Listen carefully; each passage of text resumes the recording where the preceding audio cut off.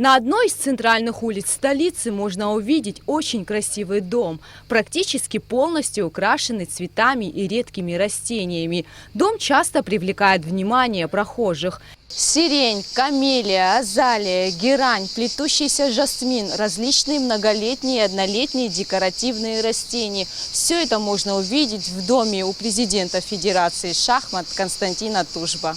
Константин Тужба посвящает все свое свободное время садоводству. Идея проведения выставки у него возникла давно, но реализовать он ее смог только сейчас. По словам Константина Тужба, выставка под названием «Озеленение городской среды» должна послужить примером для всех жителей республики.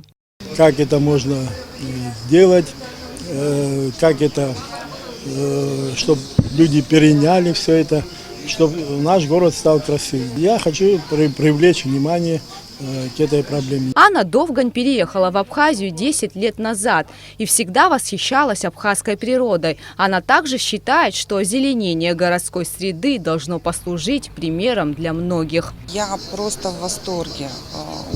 Очень хорошо, что есть такие люди, да, как Константин Андреевич, что он занимается здесь. На самом деле это даже не сад, это просто здорово. То есть здесь очень много растений, очень грамотно все сделано, очень красиво.